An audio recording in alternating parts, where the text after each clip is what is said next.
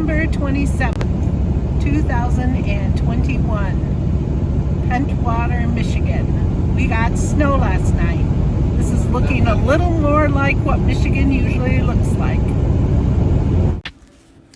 Mark and I were traveling back from Pentwater, Michigan to Ann Arbor and stopped in Grand Rapids, Michigan at Pinkies, Antiques, and Vintage. And I found this very cute Christmas pig. He was marked $10, so I took him out for closer examination and noticed that his ear had been glued back on. So then I took a quick look at the Santa, who was at bank, and on his sack he had $10 marked also. So I decided to flip him over to see if he had his stopper, and sure enough he did. He also had a ticket for $1. That would have been a much better buy. Oh well, maybe it's time to stop taking a look at Christmas. Moving on to the next booth, I saw this cute little ladder wall ornament. Looked like it was probably either late 60s or early 70s. It was very well made. It was a whole $3. I thought, there's some place I could possibly use that. I also heard Mark walking down the hallway calling my name, so I decided I better take a quick last look around before I find out what he has to show me. Well, it turns on the light. This one will turn on the light. How much is that one? That one's 10, this one's 12. I like the one that's... I like that one.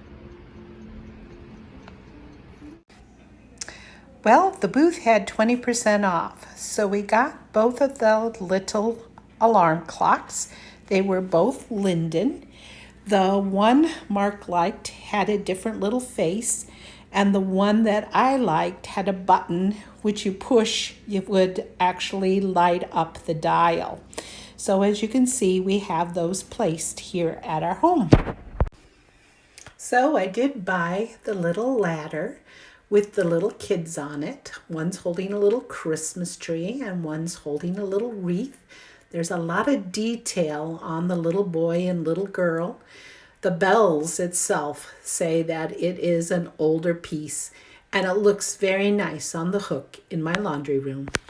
This was my last purchase on our trip home from Pentwater, and I got this at a Goodwill in Grand Rapids, and it was marked $2, and I got it for $1 because it was 50% off. And I'm going to use it as a resource for Christmas collectibles. This book was actually printed or copyrighted in, I believe, 1993. Yes. And here is the table of contents, and the two things that, of course, drew me to this book were The Changing Image of Santa Claus and Transporting Santa. So I have a pretty good collection of Santas, and I was very interested in seeing if any of my Santas were actually in this book. The first thing that this book starts out with is the changing image of Santa from St. Nicholas as a Catholic priest to the Santa that we know and love today. So this shows you a couple of celluloid Santas, and I have little arrows pointing to the ones that I have. It says these celluloid Santas were generally between 1920 and 1940 produced, and they were made, of course, in Japan. Then this was another little Santa, and this Santa is a bisque Santa, and the little arrow points to the one that I have, and these were made in the 1930s generally. Then these are paper mache Santas. I do have the Santa with the big round eyes, as well as that small little Santa there in the corner. and those were made between the 1940s and the early 1950s. Then I have this Santa who has a glass head, but his body was not glass like you see here. My Santa's body was plastic, and he was a bank, and he was full of pennies when I got him. And this Santa was made in the 1930s. Moving on, we'll get to the Santas that I have a large collection of, and these are the Santas that were made in the 1950s and the 1960s. So literally, I bought several of these Santas myself with my money from doing chores, so my allowances, and I bought them at the Ben Franklin, and they were candy holders. The only Santa that I don't have on this page is the one that has the bag. The big Santa, well, that one was my mom's, and he graces my